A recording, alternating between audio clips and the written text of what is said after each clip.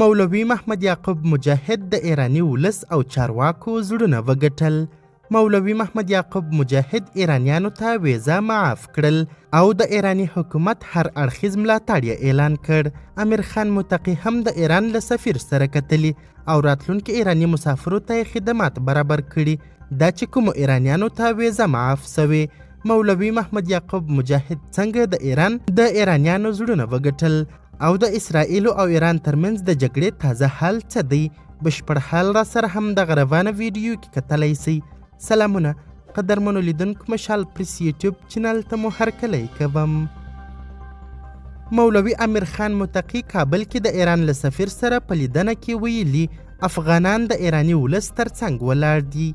د بهرنی چارو وزارت سرپرست مولوي امیر خان متقي کابل کې د ایران له سفیر علي رضا بیکدلي سره کتنه کې پر ایران د صهیونیستي رژیم بریدونه غندلي او دا یې له نړیوالو قوانینو ښکاره سرغړونه بللې. له بهرنی چارو وزارت څخه په خپره سوې خبرپاڼه کې راغلي چې په دې ناسته کې په سیمه کې د نوي وضعیت او د افغانستان له لارې د ایرانی حجانو د لیږد په تړاو خبرې وسوې.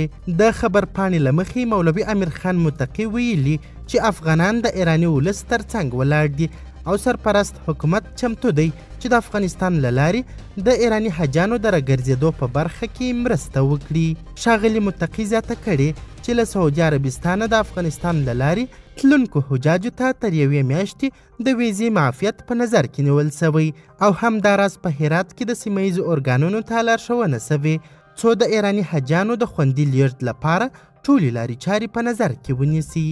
ورته مهال کابل کې د ایران سفیر د سرپرست حکومت لخوا ایرانی حجانو ته د اسانتیاو د چمتو کولو له امله مننه کړې او دا یې د دواړو هیوادونو دوه اړخیزو اړیکو کې د ستاینې وړ اقدام بللی دی.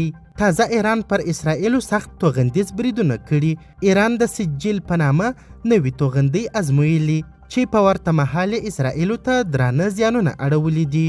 د اسرائیلو چارواکو په اسرائیلو کې پر رسنیزو فعالیتونو بندیز لګولی. تازه په اسرائیلو کې د الجزیره خپرونې درولې دي او د الجزیره لیدونکو ته د سزا وړاندیز کړی. قدرمنو لیدونکو، د ویډیو له کتلو مننه مننه. د لا زیاتو او نورو لحظه پر لحظه خبرې مطالب لپاره زموږ هم دغه مشال پریس یوټیوب چینل سبسکرایب کړئ.